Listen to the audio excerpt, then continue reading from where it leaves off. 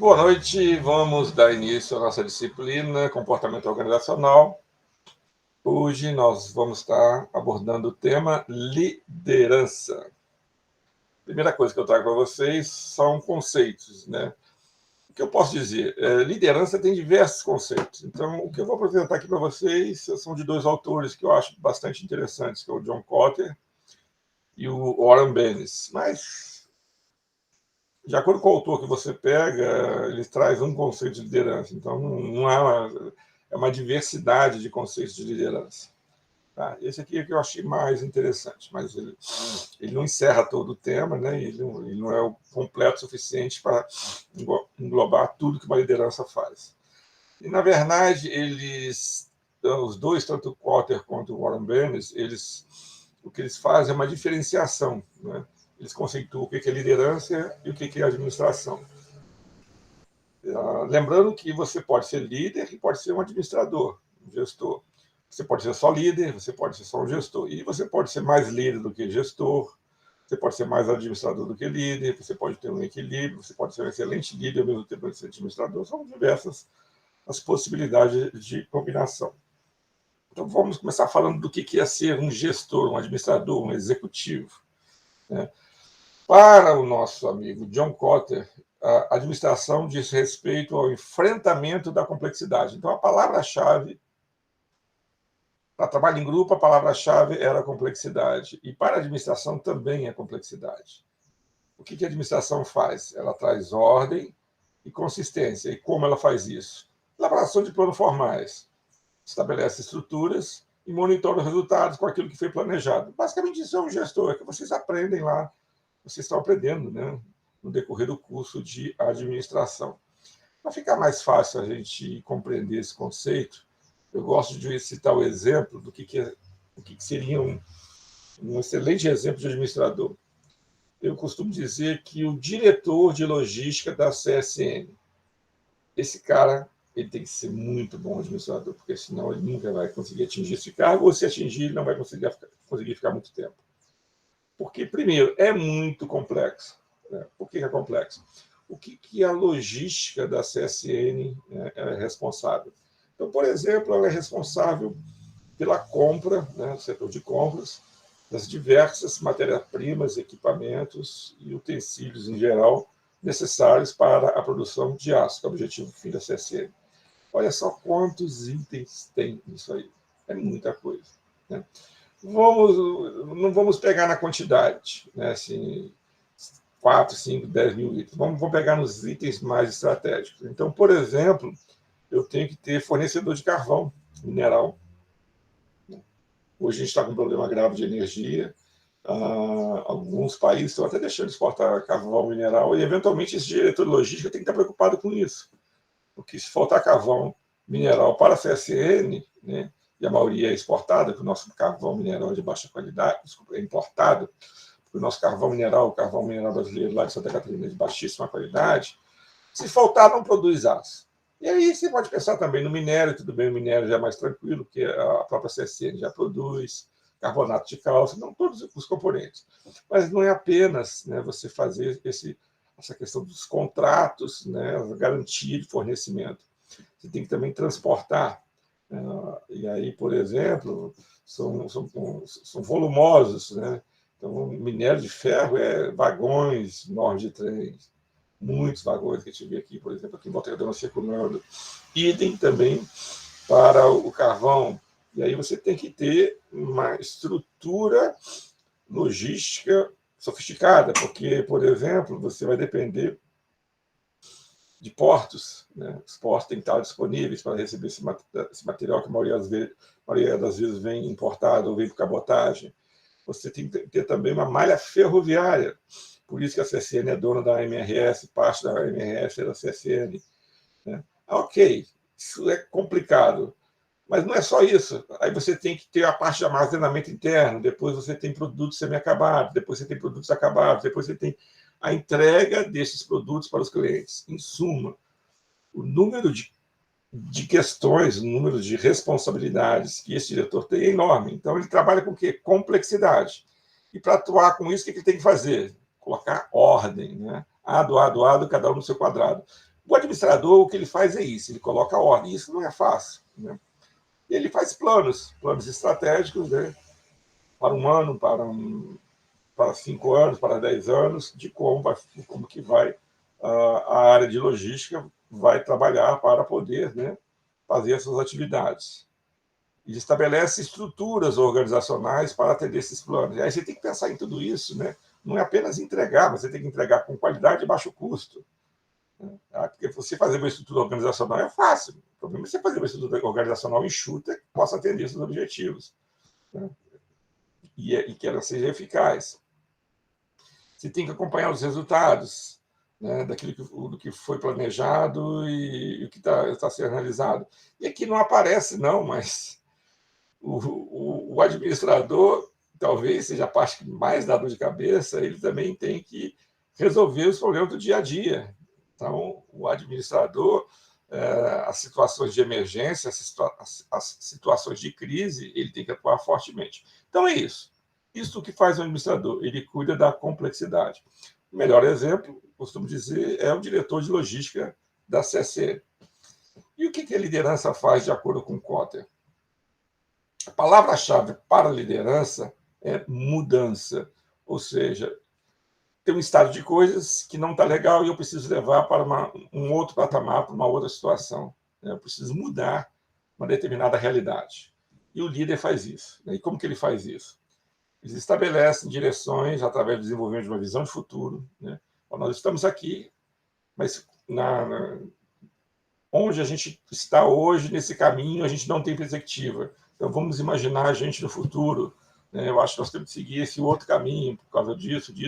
Lá a gente vai conseguir atingir outros resultados, melhores resultados, outros patamares, e por aí vai.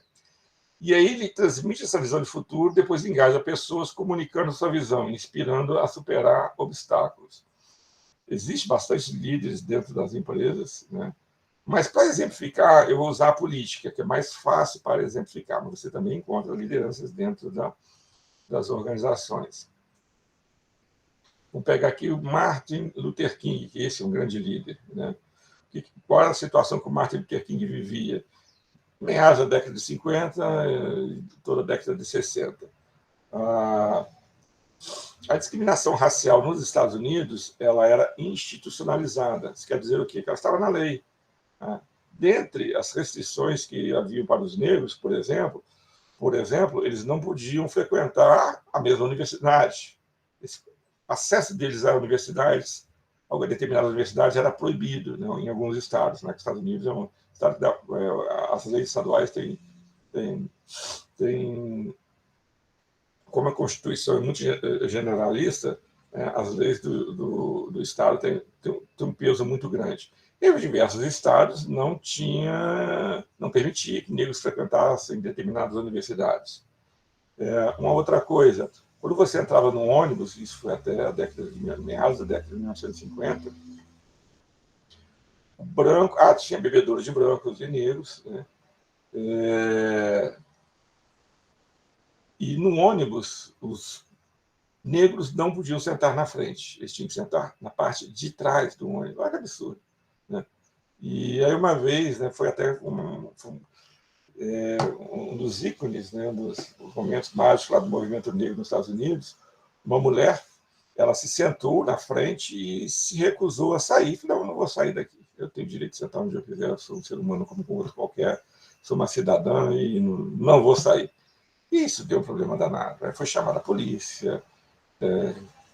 E isso acabou sendo um combustível para mobilizar o movimento negro. Então, diversos líderes, dentre eles Martin Luther King, organizou, né, todos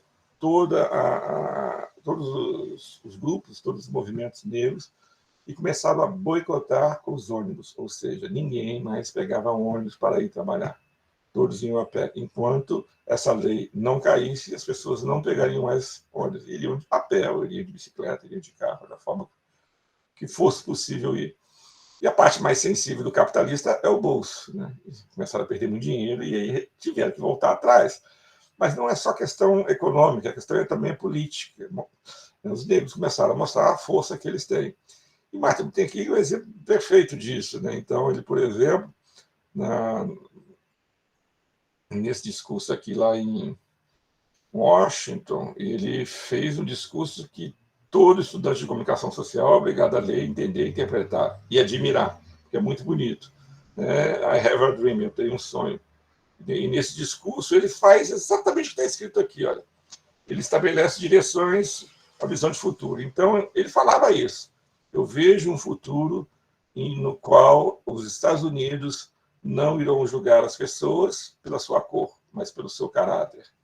Eu vejo um futuro no qual os americanos vão sentar-se à mesa da fraternidade. Os filhos dos negros sentarão-se ao lado dos filhos do branco, né, e irão compartilhar o alimento. Eu tenho um sonho, e esse sonho, né, é um sonho que todos nós devemos compartilhar. Em suma, ele vai falando coisas espetaculares. Eu tenho esse vídeo, mas hoje não vai dar para passar, porque fica um pouquinho difícil à distância.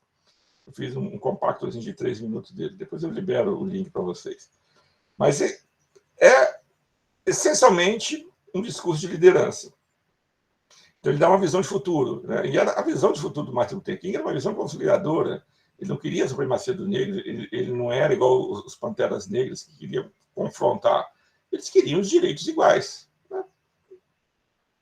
E aí engajava as pessoas, comunicava essa visão, inspirava, liderava elas, né?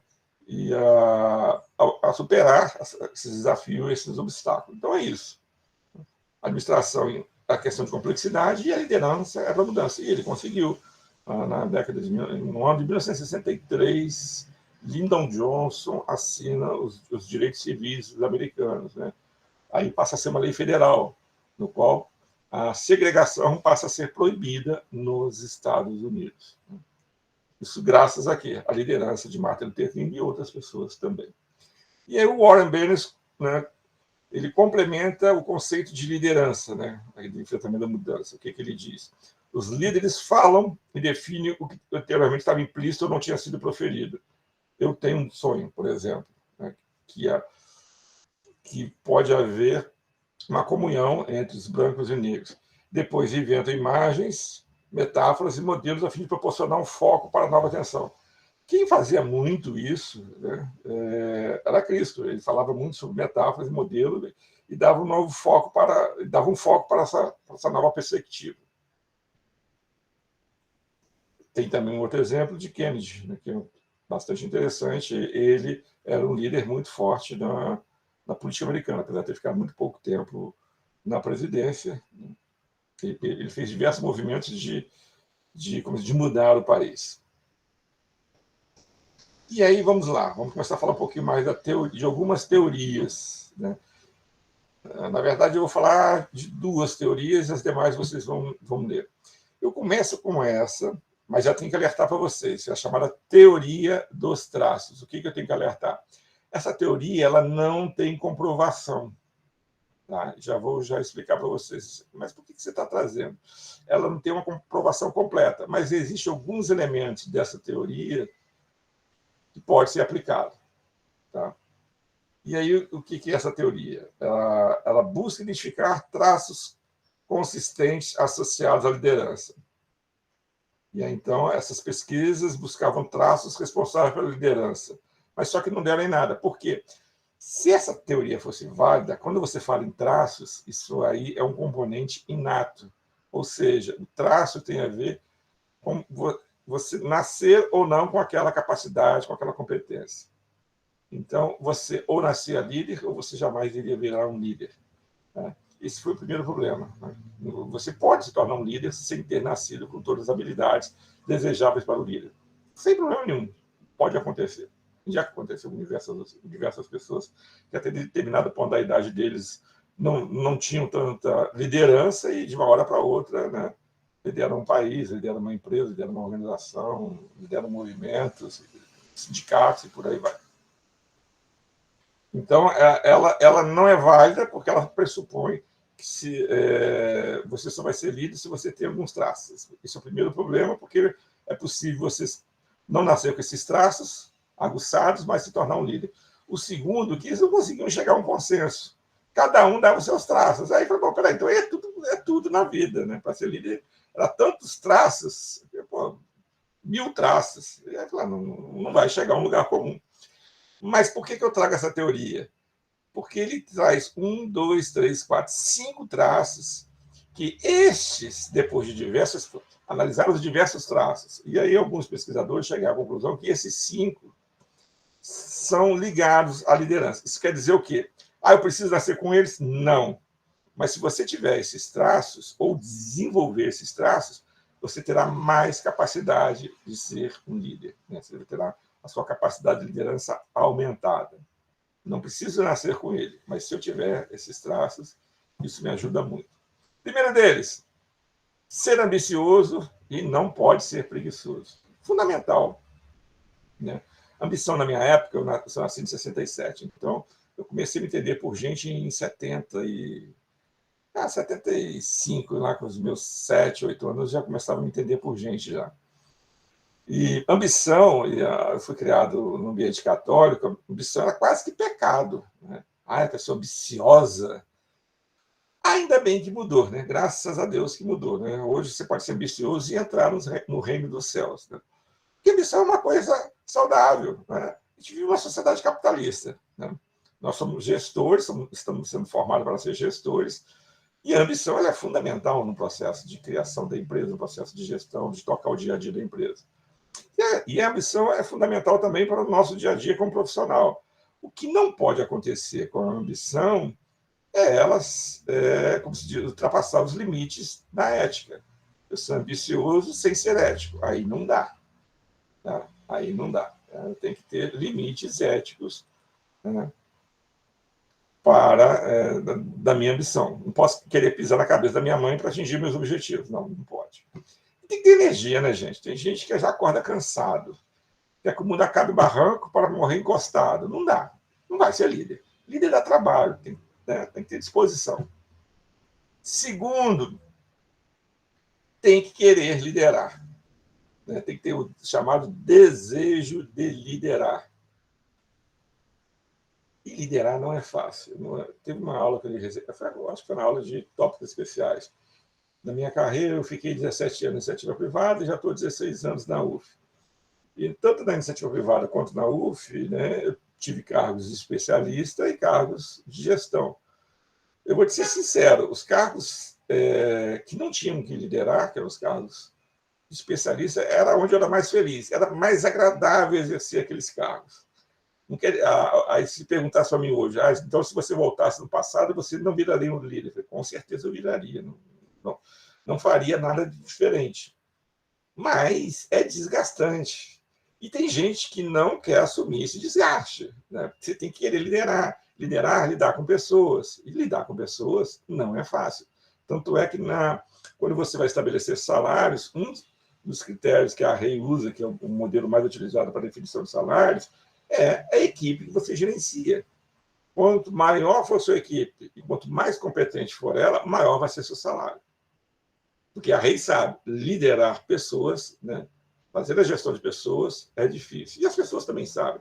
Então, existem profissionais que, às vezes, recebem convite para serem chefes e falam, não quero, pelo amor de Deus, não quero liderar ninguém, não quero mexer com gente. Né? Então, tem que ter essa vontade de ser líder. E eu, particularmente, tenho, eu gosto. É desgastante, não é tão prazeroso igual ser técnico, mas é desafiador. Então, isso aí.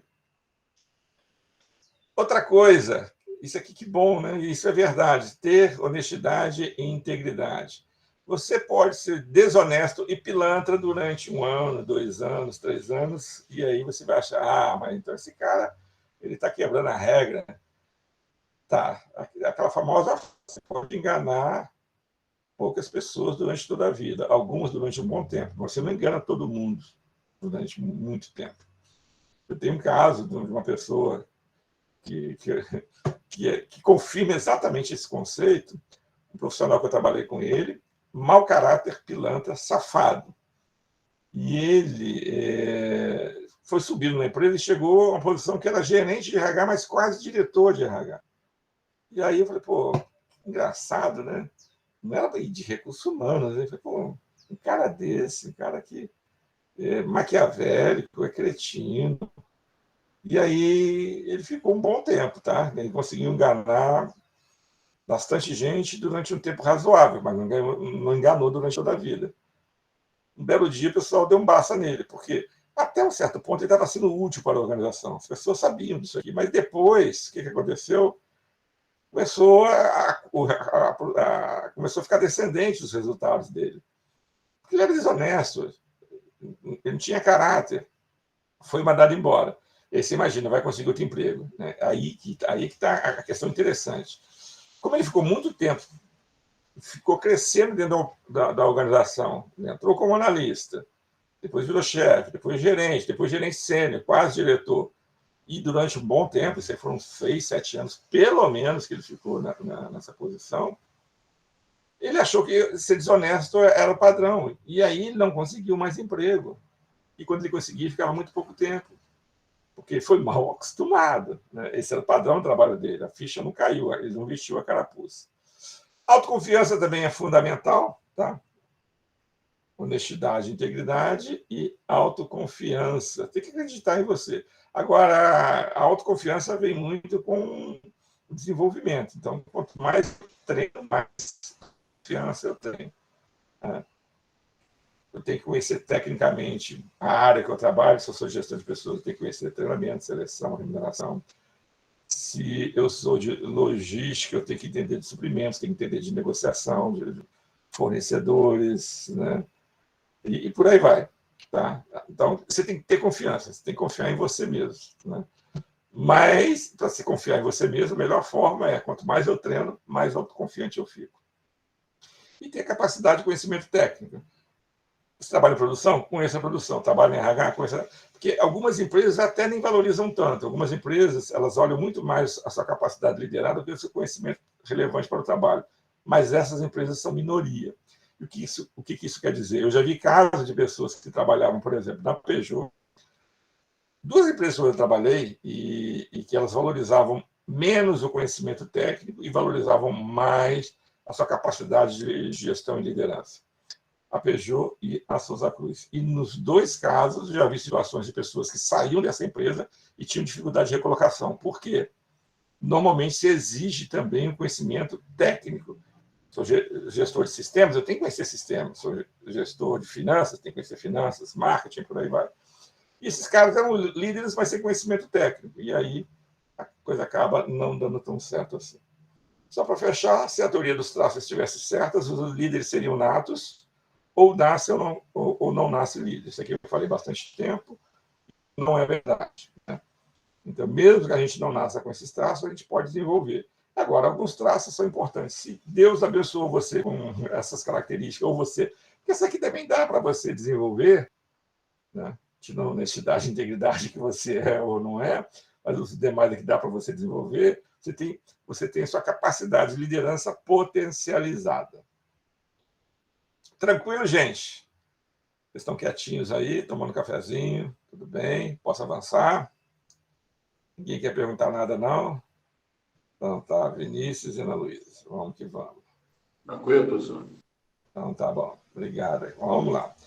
E aí, das teorias comportamentais, aí, o nome já diz, ela é comportamental. Comportamento a gente aprende. Então, ela, diferente da teoria dos traços, ela não diz que você nasce com uma característica para ser líder. Você é um comportamento, e comportamento é algo que pode ser aprendido. E é a mais utilizada no mundo para treinamento de liderança é o grid gerencial. Eu fiz esse treinamento, um treinamento puxado para caramba.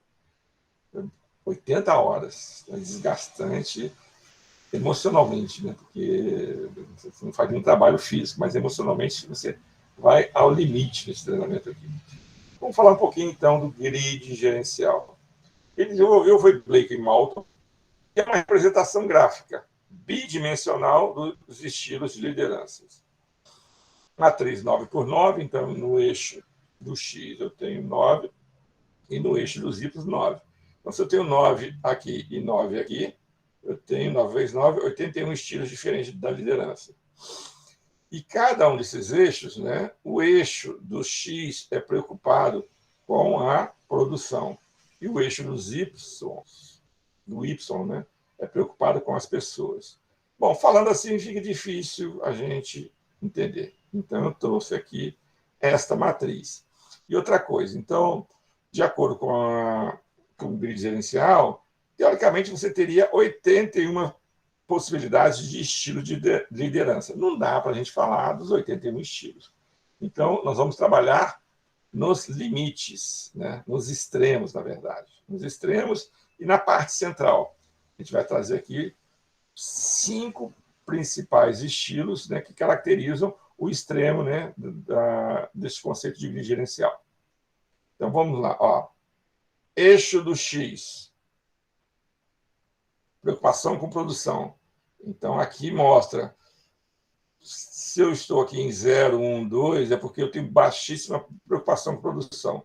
À medida que eu vou evoluindo, eu tenho muita preocupação com produção. Opa, aqui até 9, tá? Então, esse aqui. Posso me posicionar em qualquer um desses lugares aqui. E o eixo dos Y é a preocupação com as pessoas. Então, o grid gerencial é pessoas e produção. Pessoas, não estou nem aí para as pessoas, estou cagando e andando para as pessoas, é 0. À medida que eu vou me preocupando mais com as pessoas, eu vou subindo nessa escala, até chegar o 9. E aí a junção desses dois eixos vai me dar os estilos. Nós vamos explicar para vocês os extremos. Vamos começar com 1, 9. A tabela sempre é X, Y, então o 1 é produção, aqui embaixo é X, deixa eu marcar para vocês. O maior orgulho eu vou marcar para vocês, porque tem 2 meses que eu aprendi o que é X, o que é Y. Eu nunca consegui guardar, mas dessa vez eu consegui. Eu usei um conceito de neurolinguística. Então aqui é o eixo do X. Tá? E aqui é o eixo dos Y. E aí, nas coordenadas, que a gente aprendeu lá na X e Y. Então, o primeiro que vem é o X. E aí, qual é o estilo primeiro? 1, 9. Então, o X é 1. Ou seja, a preocupação com a produção é baixa e a preocupação com pessoas é 9, é a mais alta possível. Então, é esse aqui, ó, estilo 1, 9. Está nesse quadrantezinho aqui. Qual o nome desse cara? Tem um nome que ele dá para isso. Country Club. O que é essa pessoa? O cara não tem uma grande preocupação com produção, mas pessoas, para ele, é o máximo.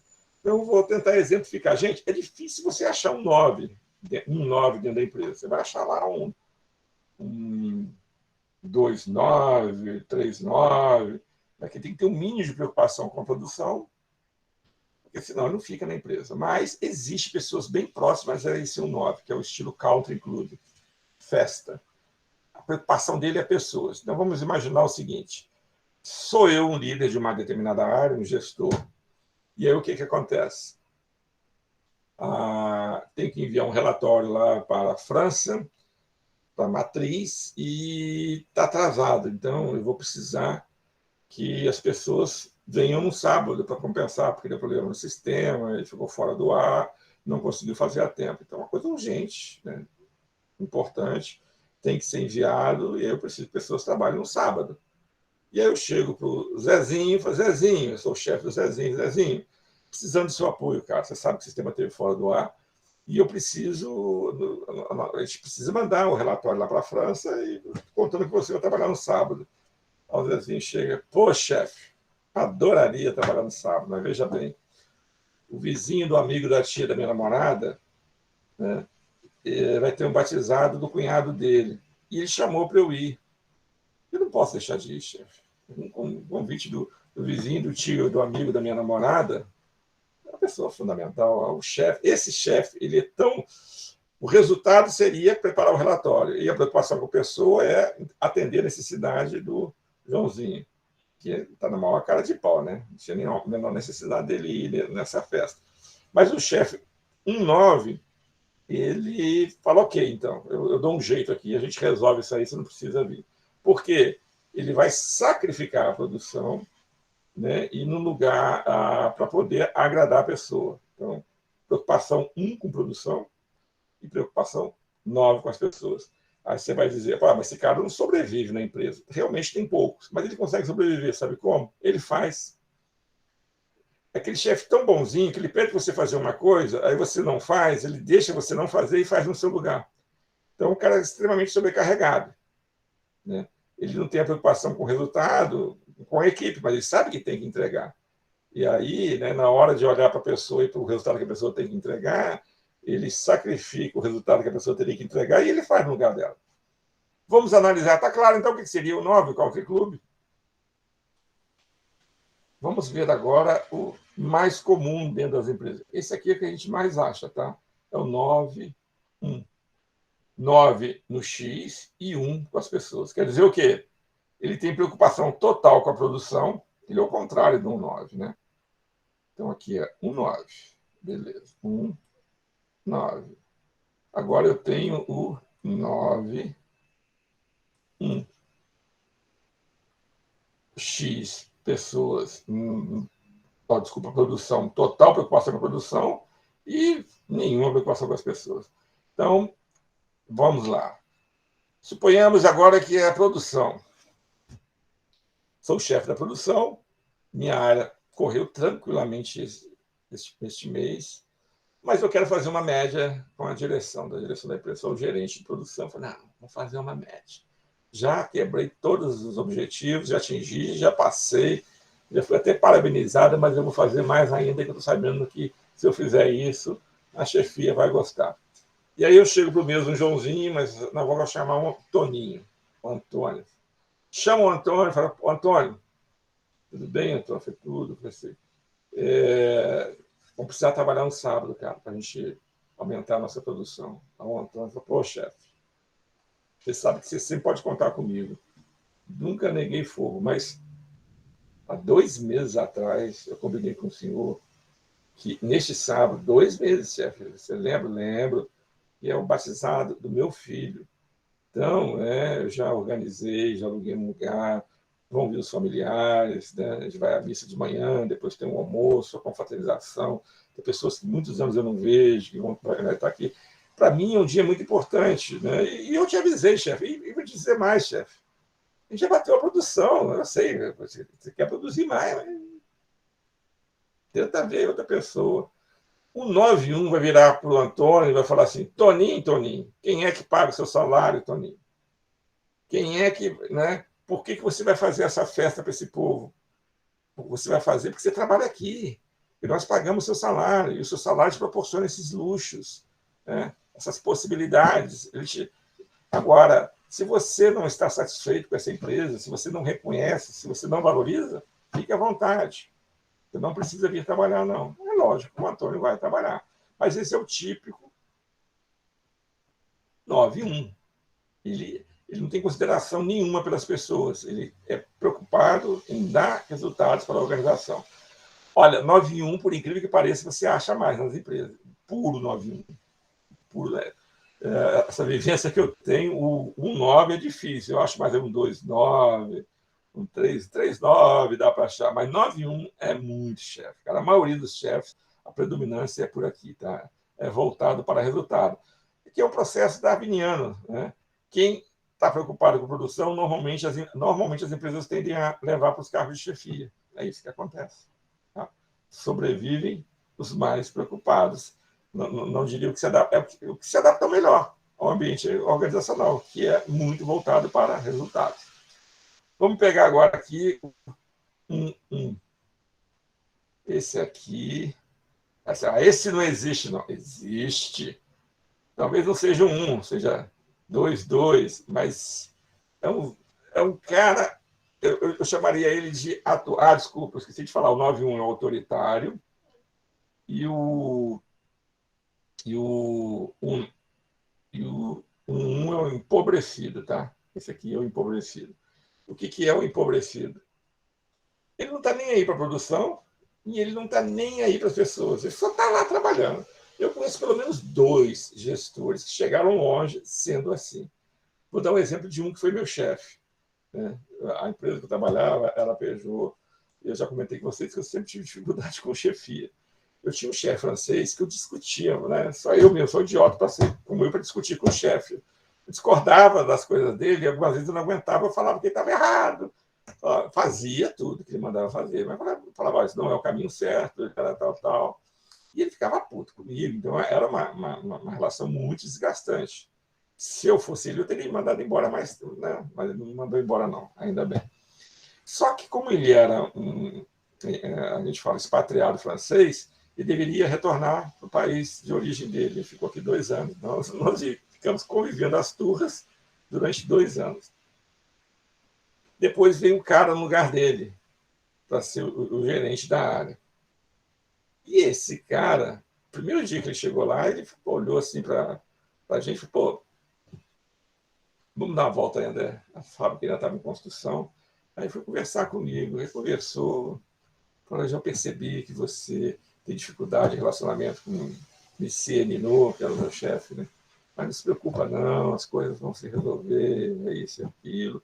Daqui a pouco ele está indo embora, eu vou estar no lugar, eu vou dar mais oportunidades para você desenvolver seu trabalho, vou te ouvir mais, você vai crescer. Cara, ele fez um discurso muito bem feito e maravilhoso. Falei, pô, esse cara é preocupado com pessoa. Só que aí o Luciano não foi embora, ele assumiu, aí passou um tempo, passou um mês, 2 meses. E eu percebi que a minha situação não mudava em absolutamente nada. Mais do que isso. Ele vivia prometendo, vamos fazer esse projeto, vamos fazer. E não saía projeto nenhum, mas ele falava bem, ele tinha um discurso maravilhoso. Ou seja, ele falava bem, mas não entregava absolutamente nada, ou quase nada. E também a equipe dele não se beneficiava de nada, que ele também não fazia nada para a equipe dele, não ajudava a crescer, desenvolver, não dava desafio, não dava nada. Aliás, era tudo para ele, tudo que aparecia, se tinha alguma oportunidade, era ele que aproveitava. Então ele era o quê? É o tipo comum, não se preocupava com ele, não dava resultado, ele fingia que dava resultado, e depois ele fingia que se preocupava com pessoas. Até que um belo dia ele saiu do RH e foi para uma outra área. Aí, meu amigo, em RH dá até para você enganar, sendo ele foi para uma área de produção. Aí não teve jeito, ele ficou pouquíssimo tempo, foi mandado embora. O pessoal rapidamente percebeu, né, que ele não estava nem aí para a produção, não entregava, não dava resultado e também não tinha preocupação com as pessoas. Né? E acabou sendo demitido e teve muita dificuldade de recolocação. Até hoje tem dificuldade de recolocação. Igual a ele, tem um outro cara lá também, né, que é um cara da área de finanças. Mesmíssima coisa. Mesmíssima coisa. Um purinho. Também ficou desempregado. Esse eu não sei porque você não conhecia tão bem, não. Vamos para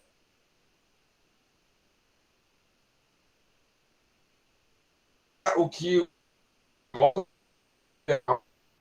eu chamo, ele se preocupa com produção e ele se preocupa com pessoas. É possível? É. Esse é o chefe dos sonhos. Eu já tive um chefe desse. Ele mexe o elogio para vocês. Né? Hoje ele é o presidente da Firjan, aqui da região, e ele é também diretor-geral, como se fosse presidente da Schwartz Moduí. Ele foi meu chefe na época que era Santa Cruz Papel Piraí, unidade Piraí. E ele é um cara que tem uma preocupação genuína com a produção. Ele faz exatamente o que o diretor de logística, né? Não é à toa que ele entrou lá como estagiário e hoje é presidente da empresa e também é presidente da seccional da Firjan aqui. Ele planeja, ele acompanha o resultado, ele toma decisões. Então, ele tem isso muito forte nele. Ele consegue trazer resultado e tem essa preocupação genuína com o resultado. Só que ele não faz isso massacrando as pessoas. Ele tem um jeito, isso aí, eu diria, ele desenvolveu uma competência que ele consegue conversar com as pessoas, que ele dá esporro, ele fala o que está errado, mas de uma forma tão assertiva, tão tranquila, que é um líder mesmo, né? Que você aceita bem, né? E gosta. Às vezes ele está te dando esporro, está te chamando a atenção, mas de uma forma tão diferenciada que você vê que ele está fazendo para te ajudar. Ele tem uma preocupação genuína, ele tem uma preocupação genuína com pessoas. Então, esse cara é a 99. Esse cara existe também, infelizmente, são poucos. Tá? E o Blake Moulton diz como a liderança é algo comportamental, ele diz o seguinte: você tem que pegar os seus gestores e trazer para cá, que eles tenham preocupação tanto com produção quanto com pessoas. Já estão perguntando, e o 5-5? Bom, o 5 é uma tudo isso. Aí, algumas pessoas vão achar até melhor o 5-5, que é equilibrado. Mais ou menos. O 5-5, às vezes, tem um problema de ficar muito em cima do muro, e não se posiciona tanto. A empresa não gosta muito disso. O ideal mesmo é ser o 9-9. Tranquilo, gente? Posso avançar? Estão entendendo? Aqui tem tudo isso que eu expliquei, está escrito aqui, tá? Clube empobrecido, equilíbrio, que é o 5-5 que eu não falei, autoritário e equipe. Beleza. E aí agora vamos pegar um clássico. Mas isso aqui eu não vou explicar tudo, não. Eu vou dar algumas orientações e vou postar para vocês lerem o restante do material dos slides. Isso é uma atividade para vocês fazerem, mesmo porque vai ter uma ou duas questões disso aqui na nossa querida prova, que vai ser semana que vem. Vocês estão sabendo disso, né? É semana que vem, não é, gente? Sim ou não? Sim, a Ana Luísa está esperta, ela é a primeira a chegar. Muito bem, dia 17 é a nossa provinha. Tá? Então, vamos lá. Esse cara aqui, ele é um eclético, né? Ele escreve sobre diversos assuntos. Por exemplo, Safari de Estratégias, ele escreveu. Mintzenberg também escreveu sobre carreiras, foi sobre carreira. E uma das primeiras coisas que ele escreveu foi liderança, né? Na verdade, qual é o papel do gerente. Isso aqui foi a tese de doutorado do Mintzenberg e é um clássico. Tá? Então, eu achei bem interessante, porque hoje... né? Deixa eu primeiro explicar qual é a pesquisa do Mintzenberg. Ele questionando aquilo que foi falado lá, ele tenta fazer uma conciliação entre gerentes e líderes. E aí o que ele diz? Nós devemos ver gerentes como líderes e líderes como gerentes. Isso é o que ele está falando, tá? Então ele acha que é possível essa simbiose. É lógico que é possível. E aí ele tenta mostrar como que isso acontece no dia a dia. Aí ele conceitua que o gerente eficaz é aquele que alavanca a tendência natural das pessoas cooperarem em comunidade. Então, ele já acredita na teoria Y, que as pessoas querem compromisso, que as pessoas são inovadoras, que elas querem responsabilidade e que elas são capazes. Isso aqui está falando da teoria Y por I. O que mais que o Mintzenberg diz? A maioria dos gerentes estão presos a eventos e demandas que eles não controlam. Então, a gente costuma pensar o executivo com aquele todo-poderoso. Mais ou menos. Né? Tem muitas coisas que a maioria, na verdade, na percepção dele, eu concordo, né? Ele é demandado, não é ele que planeja. Então, ele não é senhor da agenda. Ele não é nem senhor nem da agenda dele, que a agenda dele é determinada pelo ambiente, tá? Pelas demandas que existem, e que ele não controla. E outra coisa, e há uma ampla gama de estilo que pode funcionar bem para um chefe, ou seja, não tem uma forma específica de ser chefe, você pode ter várias formas de ser um bom chefe, um bom líder.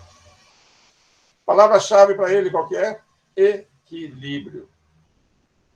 Manter-se com um ritmo frenético, porque, cara, você virou executivo, você vai trabalhar muito. Não tem jeito. Eles vão te pagar muito, vão te dar muito dinheiro, vão te dar status, mas vão te sugar, tá?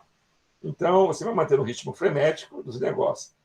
E ainda arranjando tempo para refletir. Porque quando você fica muito preso às atividades do dia a dia, você entra um pouco na questão mecanicista, vai fazendo por fazer. Ele disse que não. O equilíbrio é exatamente esse. Eu vou fazer todas essas demandas, mas de vez em quando, ou mais quando do que de vez, eu vou ter que parar e pensar e refletir o que está sendo feito, e, se necessário, mudar. E isso que vai diferenciar um líder. Ele não faz o que está se demandando, tem até que fazer, mas ele não fica só reproduzindo isso. Ele é crítico. Então ele para, vai refletir sobre o tema e, eventualmente, vai mudar o curso das coisas. Tem poder, um pouco de poder para isso. E aí é aquilo que eu falei lá atrás, ele vai conduzir a mudança mantendo a estabilidade. Liderar e colaborar, combinando análise e julgamento. A tomada de decisão, eu sempre falei isso com vocês, é fundamental para um gestor. Aqui, Mintzenberg também pegando o conceito do Simon. Né? Para Mintzenberg, gerenciamento não pode ficar confinado no interior do seu trabalho ou organização, mas deve levar em conta o ambiente macro em que os negócios funcionam. Ou seja, ele talvez quando ele escreveu isso aqui, talvez ele tenha sido esse clássico, esse texto clássico da década de 70, ele tenha sido o primeiro a falar de stakeholders, né, que são os grupos de interesse, que é um tema relativamente novo, e eu acho que nessa época ainda não existia esse conceito de stakeholder. E aí, o que ele faz? O que vocês estudam? Né? Quando eu pergunto, né, se eu fizer um teste, o que um gestor, um administrador, um gerente faz, instintivamente a gente vai responder isso aqui. Ó. É o POC-KI. POC-KI. Planejar, organizar, comandar, coordenar e controlar. Não tem jeito. Toda vez que eu pergunto o que o administrador faz, todo mundo responde isso. Só que isso aqui que o Fayol fez, o que o Mintzenberg diz, isso aqui é tipo ideal. Isso deveria ser o que o gestor faz. Né? A forma ideal, quando fala tipo ideal, tipo assim, eu imagino que isso deveria fazer isso. Mas ele analisou a realidade, e aqui ele analisou a realidade e viu que isso aqui é muito bonito no papel, mas não funciona. E aí ele diz, a partir dessa pesquisa aqui, ó, ele acompanhou 29 gerentes durante um bom tempo. E aí, o que ele viu em comum entre eles? Depois eu vou falar quais tipos de gerente ele acompanhou. 3 tipos de papel. Pessoas, né, papéis interpessoais. Interação com pessoas. Né? E aí você tem ele representa, ele lidera e ele estabelece contatos. O segundo papel é de informação. Ele monitora o que está acontecendo, ele traz essa informação para dentro do grupo e, ao mesmo tempo, ele é porta-voz dos interesses do grupo ao qual ele lidera. Então, ele leva para fora as informações. Disseminar é para dentro, ele pega as informações que estão lá fora e traz para dentro, então ele dissemina a informação. E porta-voz, ele pega informações do grupo que ele lidera e leva para fora. Ele defende esse grupo. Né? Porque o porta-voz, normalmente, entre aspas, é alguém oficial, que vai dizer a versão oficial da empresa, no caso aqui do grupo. Né? Então, sempre uma coisa positiva. E não podia faltar o Simon aqui, decisão, os papéis de decisão. Então, ele é um empreendedor. Na verdade, ele é um intrapreneur. Né? Ele vai decidir, por exemplo, investir em uma nova máquina, abrir um novo produto. Ou seja, entrepreneur é que ele está empreendendo como um empregado. Tá? Quem está falando de gerente, normalmente empregado. Ele vai solucionar distúrbios. Né? Você tem conflitos por diversos motivos. E aí ele vai agir para resolver esses distúrbios. Ele vai ser um juiz apaziguador. Ele vai alocar recursos. Eu tenho aumento de salário, eu tenho treinamento a ser dado, eu tenho o meu tempo, o tempo dele é um recurso escasso. Então, quando ele distribui, eu faço 1 hora de reunião com o fulano de tal e 30 minutos com o outro, ele está alocando recurso. E ele negocia o tempo todo. Então, o Mintzenberg chegou a esses papéis. Tá?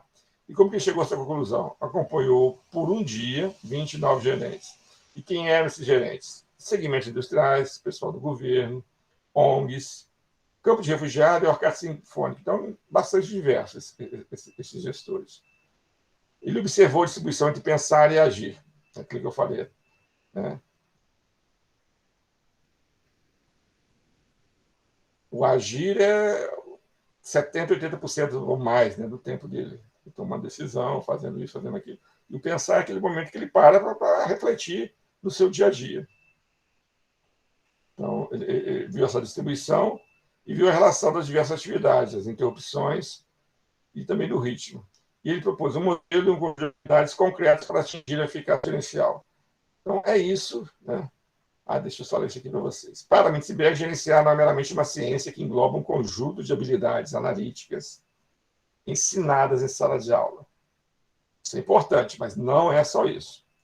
É uma arte que depende da imaginação e da criatividade. É um ofício que é aprendido, então é comportamental, no trabalho por meio de aprendizagem, mentoring, né? Que é você tem um mentor, uma pessoa que te orienta, e fazendo experiência direta, errando e acertando.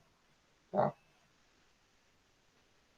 E aí, vamos pular aqui esse texto Eu vou deixar para vocês lá, né? No Clássico, não sei se eu já deixei, mas se não deixei hoje ainda eu deixo, até amanhã, aliás. E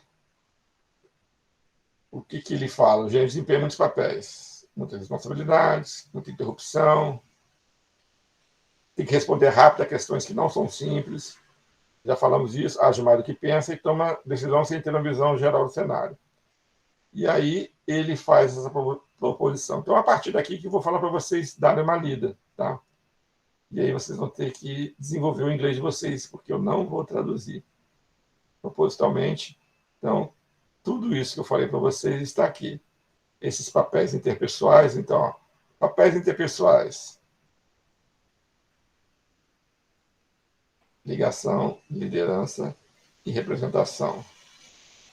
Papéis de informação, monitorar, disseminar e ser o porta-voz. E papéis de tomada de decisão, empreender, gerenciar distúrbios ou confusões, alocar recursos e negociar. Ok, então dê uma lida que isso depois vai ser uma questão de prova. Ok, então deixa eu ver aqui a nossa gravação.